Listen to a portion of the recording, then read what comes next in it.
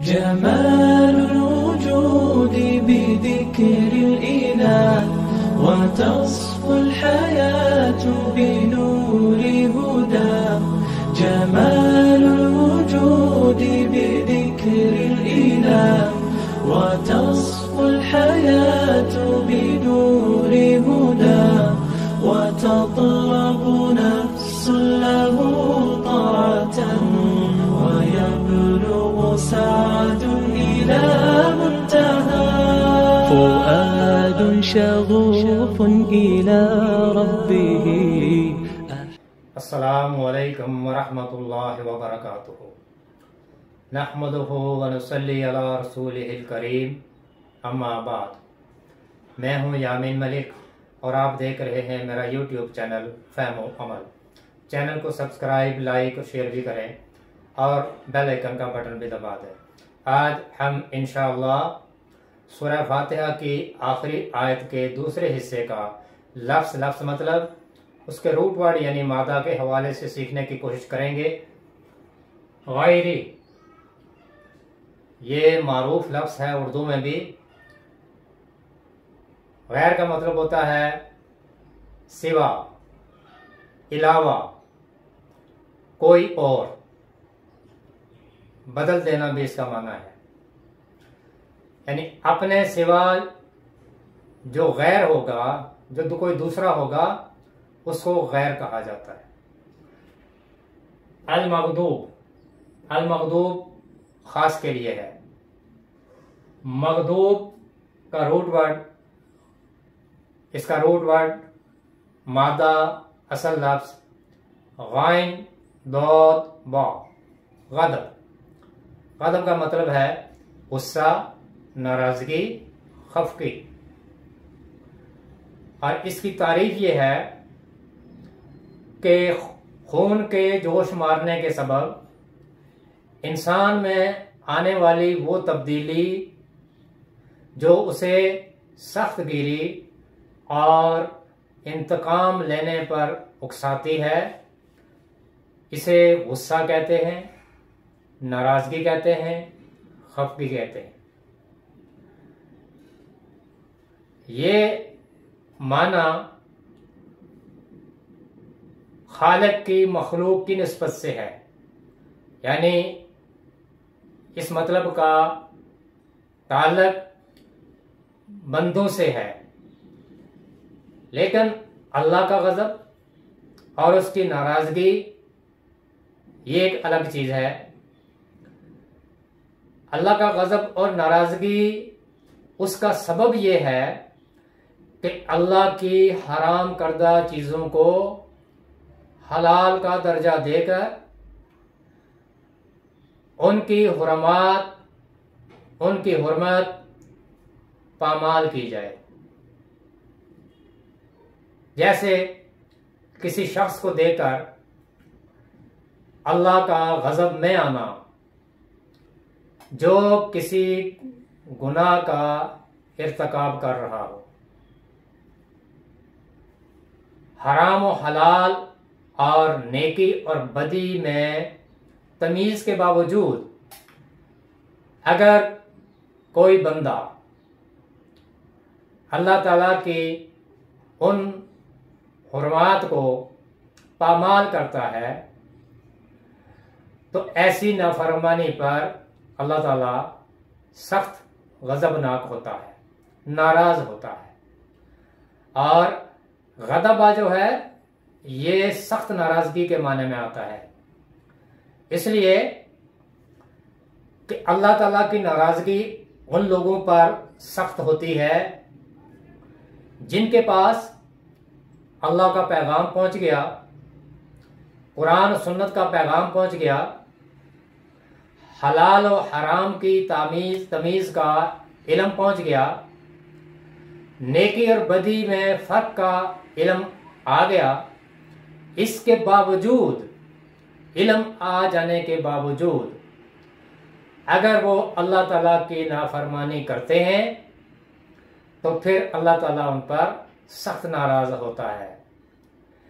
इसलिए कि इल्म आ जाने के बाद, किसी चीज का इल्म आ जाए और उसके बाद फिर कोई शख्स जानबूझकर गुनाह पर इसरार करे तो इस रवैये पर अल्लाह ताला अपने बंदों से सख्त नाराज होता है।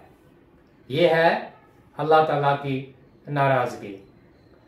तो मगदूब लोग वो होते हैं जिनके पास इल्म आ गया और इल्म के बावजूद उन्होंने उस पर अमल नहीं किया या अल्लाह ताला की फरमाबरदारी नहीं की, वो अल्लाह ताला की नाफरमानी पर अड़े रहे, शैतान के रास्ते पर चलते रहे,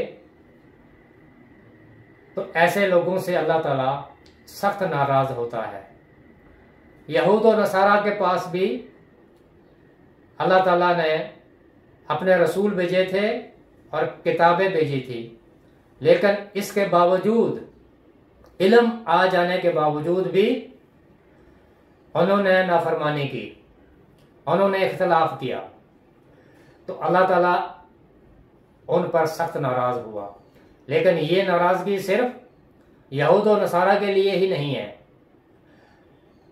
हर वो शख्स जिसके पास अल्लाह का पैगाम पहुंच गया, कुरान और सुन्नत की तालीम पहुंच गई, नबी करीम सल्लल्लाहु अलैहि वसल्लम का तरीका पहुंच गया और उसके बावजूद वो नाफरमान है, अल्लाह और उसके रसूल सल्लल्लाहु अलैहि वसल्लम के अहकामात की नाफरमानी करता है, तो ऐसे शख्स पर अल्लाह का गजब नाज़िल होता है। अल्लाह ताला ऐसे लोगों पर सख्त गजबनाक होता है, नाराज होता है। तो ये है अल मगदूब, नाराजगी, खफगी। अगला लफ्ज है अलैहिम। दो लफ्ज है ये, अला और हिम। ये जो या है ये इस सूरत में है अला। अला का मतलब पर, ऊपर या किसी के खिलाफ, और हिम उन, वो या उन्हें। अलैहिम उन पर, वाव और, ला नहीं या ना, और अद्दालीन। अद्दालीन में रूट वर्ड असल लफ्ज मादा दौद लाम लाम दल, ये इसका रूट वर्ड है और इसके बहुत से मानी हैं। बुनियादी माना तो इसका है कि किसी चीज का जाया होकर दूसरे के हक में चला जाना या अपने वजूद को खत्म करके किसी दूसरे वजूद में गुम हो जाना। मसलन पानी का दूध में घुल मिलकर गुम हो जाना। इससे दलाल का माना वाज़ेह होता है, यानी गुम हो जाना, अपने वजूद को खत्म कर देना, भटक जाना, रास्ते से भटक जाना। इसी से फिर नावाकिफ होना भी है। जैसे नबी करीम सल्लल्लाहु अलैहि वसल्लम के बारे में सूरह अद-दुहा में है, ववजदक दल्लन फहदा। हमने आपको नावाकिफ राह पाया और फिर हमने आपकी रहनुमाई की, हमने आपको रास्ता दिखाया। तो नबुव्वत से पहले नबी करीम सल्लल्लाहु अलैहि वसल्लम उस वाज़े रास्ते की तलाश में थे। तो दौद लाम लाम का मतलब नावाकिफ होना भी है, भूल जाना भी है, फिर गुमराह हो जाना, ये भी इसका माना है।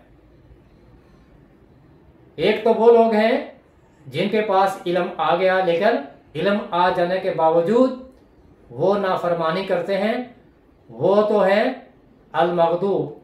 लेकिन वो लोग जो इल्म नहीं रखते, लेकिन कुछ लोग इल्म की तलाश में रहते हैं और कुछ इसकी कोशिश भी नहीं करते, तो रास्ता खो देना, गुम कर देना, सीधी राह से हट जाना, ये भी इसी के मफहूम में आता है। सही रास्ते का पता न चलना और उसकी तलाश में घूमना फिरना, उसकी तलाश में फिरना, ये भी इसका माना है। और इसके अलावा इसके और भी बहुत से मानी हैं। और इसका एक माना ये भी है कि मुख्तलिफ चीजों का इस तरह से आपस में मिल जाना कि फिर इन्हें अलग अलग न किया जा सके। दलाल के बहुत से माने हैं, ये कुछ मैंने आपके सामने रखे हैं, लेकिन इसके अलावा भी बहुत से मानी हैं। लेकिन बुनियादी माना इसका है भटक जाना, गुमराह हो जाना, रास्ता गुम कर देना, अपने नफ्स या अपनी ख्वाहिशात के ताबे हो जाना, ये भी गुमराही है। तो आयत का मफहूम इस हिस्से का यह बना कि गैरिल मगदूब। हमने अल्लाह से दुआ की थी कि अल्लाह तू हमें उन लोगों का रास्ता दिखा जिन पर तू राजी हुआ, जिन पर तेरा इनाम हुआ। इहदिनस सिरातल मुस्तकीम सिरातल लज़ीना अनअमत अलैहिम, उन लोगों का रास्ता जिन पर तेरा इनाम हुआ, जिन पर जो लोग चलकर कामयाब हुए। ए अल्लाह तू हमें उन लोगों का रास्ता दिखा। फिर हम ये भी दुआ करते हैं कि अल्लाह हमें गैर के रास्ते पर न चलाना। और वो कौन है गैर? अल मगदूब। एक है अल मगदूब। ए अल्लाह तू हमें उन लोगों के रास्ते पर भी न चलाना जिन पर तेरा गजब हुआ, जिन पर तू नाराज हुआ, जिन्होंने नाफरमानी की इल्म आ जाने के बावजूद भी। ए अल्लाह तू हमें उनके रास्ते से बचा, उनके तर्ज अमल से बचा, जिस रास्ते पर वो थे। ए अल्लाह तो हमें उस रास्ते से बचा, हमें तौफीक अता फरमा, हमारी रहनुमाई फरमा कि हम उस रास्ते पर न चलें कि जिस रास्ते पर जो लोग चले तो तू उन पर बहुत सख्त नाराज हुआ। ए अल्लाह हमें उनके रास्ते से भी बचा। और फिर वो भी वलद्दालीन, उन लोगों का रास्ता भी जो गुमराह है, जो अपना रास्ता गुम किए हुए हैं, जो भटके हुए हैं, जिन्हें सीधे रास्ते का पता नहीं, जो नावाकिफ राह है। ऐ रब्बुल आलमीन तू हमें उनके रास्ते से भी बचा, उनके तर्ज अमल से भी बचा, जिस तरह का उनका अमल है। या अल्लाह तू हमें उनके तर्ज अमल से, उनके रास्ते से, उनके तरीके से भी बचा। हमें वो रास्ता दिखा जो नेक लोगों का रास्ता है, जो अंबिया का रास्ता है, सहाबा कराम का रास्ता है, ताबईन और तबा ताबईन का रास्ता है, और उन तमाम नेक लोगों का, साले बंदों का रास्ता है जिन पर तू खुश हुआ, जिनके साथ तू राजी हुआ। रदी अल्लाहु अन्हुम व रदू अन। ए अल्लाह वो लोग कि जिनके साथ तू खुश हुआ और वो तेरे साथ खुश हुए। रदी अल्लाहु अन्हुम व रदू अन। ए अल्लाह तो हमें उनका रास्ता दिखा। और ये सूरह फातिहा की आखिरी आयत के दूसरे हिस्से का लफ्स मतलब था, उसके रूट वर्ड यानी मादा के हवाले से, और आखिर में सूरह फातिहा के बाद नबी करीम सल्लल्लाहु अलैहि वसल्लम ने अपनी उम्मत को सिखाया कि इस दुआ के बाद आमीन कहें, और आमीन का मतलब ये है कि अल्लाह ऐसा ही हो, अल्लाह तो हमारी इस दुआ को कबूल फरमा। तो सूरह फातिहा का हमने लफ्ज़ मतलब रूट वर्ड और मादा के हवाले से सीखा है, तो थोड़ा सा इसका पस मंज़र मैं आपके सामने रखूंगा। सूरह फातिहा एक दुआ है और इस दुआ के आगाज़ में हम अल्लाह ताला की तारीफ और हम्द बयान करते हैं। अल्हम्दुलिल्लाहि रब्बिल आलमीन, हर तरह की तारीफ, हर तरह का शुक्र रब्बुल आलमीन के लिए है, अल्लाह के लिए है जो रब है तमाम जहानों का। अल्हम्दुलिल्लाहि रब्बिल आलमीन, जो तमाम जहानों का रब है, पालने वाला है, पैदा करने वाला है। अर्रहमान अर्रहीम, रहम करने वाला है और बार बार रहम करने वाला है। उसकी रहमत आम भी है और उसकी रहमत खास भी है, लेकिन वो सिर्फ निरा मेहरबान ही नहीं, मालिक यौमिद्दीन, वो उस दिन का भी मालिक है जिस दिन लोगों के इस दुनिया के अमाल का हिसाब लेगा। किसने इस दुनिया में कौन सा रास्ता चुना, अल्लाह ताला के अहकामात की पैरवी की या शैतान के रास्ते पर चला, उस दिन अल्लाह ताला हिसाब भी लेगा इस दुनिया की जिंदगी का। तो मालिक यौमिद्दीन, वो उस बदले के दिन का मालिक है। मालिक इसलिए है कि आज इंसानों को इख्तियार है, लेकिन उस दिन किसी को कोई इख्तियार नहीं होगा। उस दिन सिर्फ हिसाब किताब होगा। इय्याका नअबुदु व इय्याका नस्तईन, ए अल्लाह तूने हमें पैदा किया, तू हमारा पालनहार है, ए अल्लाह तू ही हमारा मालिक है, तो फिर हम इबादत भी तेरी ही करते हैं। ए अल्लाह हम तेरी ही इबादत करते हैं। इय्याका नअबुदु, तेरे आगे झुकते हैं। इबादत अल्लाह ताला के आगे झुकना, अल्लाह ताला के अहकामात को मानना। व इय्याका नस्तईन, और तुझ ही से मदद मांगते हैं। ए अल्लाह दुनियावी मामलात में भी जब तक तेरा इज़्न न हो, ए अल्लाह कोई किसी की मदद नहीं कर सकता। ए अल्लाह तू हमारी मदद फरमा, दुनियावी मामलात में भी और दीन के मामलात में भी।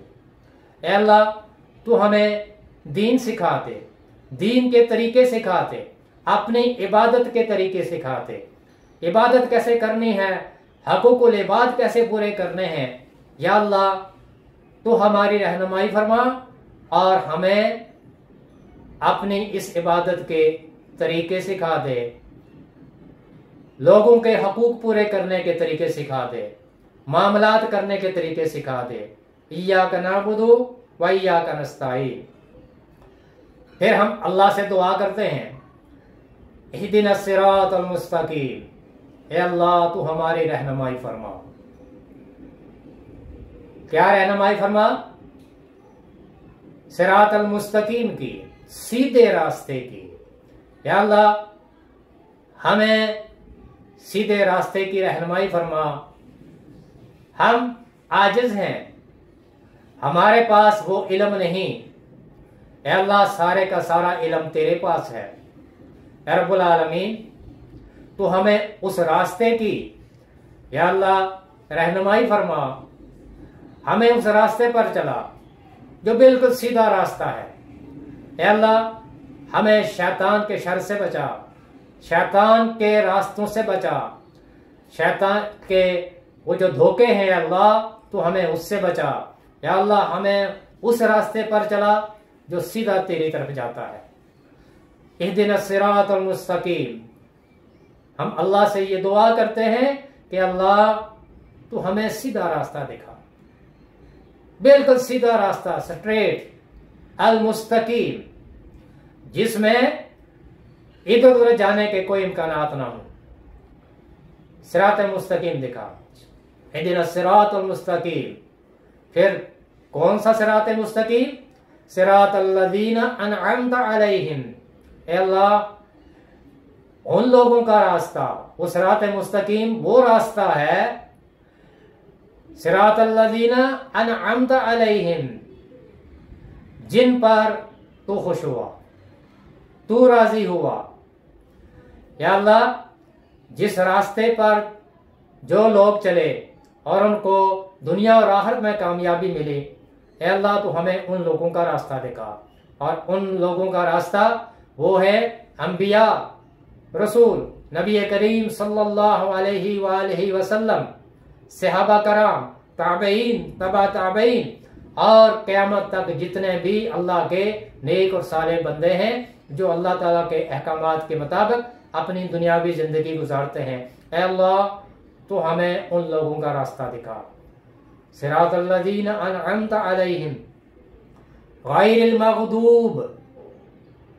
इसके अलावा हमें उनके रास्ते से बचा जो अल मग़दूब हैं, जो तेरे गज़ब के मुस्तहिक हैं, जो तेरे अहकामात की पैरवी नहीं करते, जो नाफरमान हैं। ऐ अल्लाह, जिन पर तेरा गज़ब हुआ, ऐ अल्लाह तू हमें उनके रास्ते से बचा। और फिर वलद्दालीन, उन लोगों के रास्ते से भी जो गुमराह हैं, जिनको इल्म नहीं, जिनको उस रास्ते का इल्म नहीं, जो अपने आप को गुम कर बैठे हैं। और उनमें से किसी के अंदर तलब है और किसी के अंदर नहीं, लेकिन अक्सरियत ऐसे लोगों की है कि जो अपनी जिंदगी का मकसद ही भूल बैठे हैं। वो है अद्दालीन, भटके हुए लोग। अल्लाह ताला ने इंसान को सिर्फ अपनी इबादत के लिए पैदा किया। अल्लाह ताला कुरान में फरमाता है कि मैंने जिन्न इंस को सिर्फ अपनी इबादत के लिए पैदा किया। तो अक्सरियत लोगों की ऐसी है जिन्हें अपनी पैदाइश का मकसद ही पता नहीं। उनके सामने खाना पीना है, पहनना है और ख्वाहिशात है, यही उनकी जिंदगी का मकसद है। लेकिन ये मकसद अल्लाह ताला ने इंसान को नहीं बताया। ये इंसान की जरूरत है, लेकिन असल मकसद है कि इस दुनिया पर अल्लाह ताला के अहकामात पर चल के आखिरत में कामयाबी हासिल करना। तो ऐ अल्लाह, तो हमें उन लोगों के रास्ते से भी बचा जो गुमराह हैं, जो खुद भी गुमराह हैं और दूसरों को भी गुमराह करते हैं। और इस दुआ पर आखिर में हम अल्लाह ताला से ये दुआ भी करते हैं, आमीन। ऐ अल्लाह, तो हमारी इस दुआ को कबूल फरमा। ऐ अल्लाह, जो दुआ हमने की है, ऐ अल्लाह ऐसा ही हो। ये था सूरह फातिहा का लफ्ज़ मतलब और उसका मुख्तसर सा मफ़हूम।